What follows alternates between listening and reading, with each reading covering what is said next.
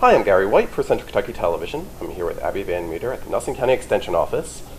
And in honor of the Bourbon Festival in September, Abby's going to make for us some bourbon burgers. Yes, so the Bourbon Festival's coming up in a couple weeks, so everybody's kind of got bourbon on their mind, and so I figured it would be a fun day to do a bourbon recipe. So a little different than normal, but that's okay. And we're making it more healthy because it's a lean beef, yes, right? So we're using lean beef. You know, a lot of people think that, you know, they should sometimes eliminate all red meat. And although we do need to minimize, you know, we don't need to eat it every day. But for cookouts and things, you know, using lean beef, less fat content.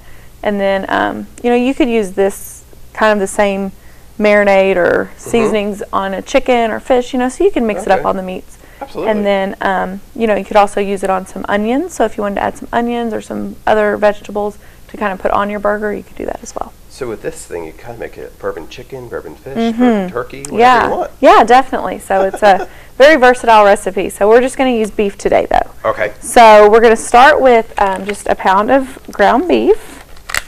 This was actually frozen, so which is fine. You know, just let it thaw really well in the refrigerator and use good handling practices. So we have our ground beef, and then we're going to add in 2.5 tablespoons of bourbon. Bourbon of your choice, right? Yes, whatever bourbon you prefer. And if you would like a little more, you know, add a little more. If not, you can add a little less. And then 1.5 tablespoons of Worcestershire sauce. And when you cook something like this, you actually cook out the alcohol content, Yeah, is that right? So most of the alcohol is cooked out. I mean, if you're, you know, serving a lot of children or people that definitely can't consume alcohol, you might not want to serve it. But, I mean, in general, most of the alcohol is going to be cooked out. Yeah. Especially with this, because you're going to cook it on the grill probably for a while. So we have that. So we're going to mix that kind of in just with a fork or any kind of... You can smell that bourbon, can't you? You can. And the Worcestershire. Yeah. Worcestershire sauce. That's kind of a hard word to say, isn't it? There's lots That's of good different... flavor. Yeah, it is. So we're going to mix that together. And the bourbon flavor would be good too. Give it something nice. Yeah. All right, and then we're going to add in our dry seasoning. So we're going to add in 1 1/4 teaspoons of oregano. Then we're going to add in some cumin. Are you a fan of cumin? Yeah. Are you? I am. It's one of those things, though, that people either really like or really can't stand. So yeah, it's a nice little flavor. Yeah. So it's going to be a smokier flavor with the bourbon and the cumin. So we have our oregano, 1 1/2 teaspoons of cumin, then 1 1/4 teaspoons of salt. I like salt too.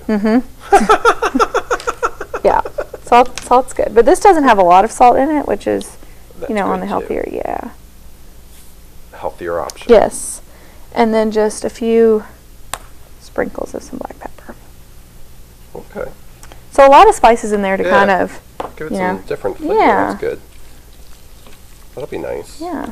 And if you were doing this with, you know, a chicken or pork or anything like that, you could actually make up, you know, mix the bourbon, the Worcestershire, and then all the spices and do like a marinade.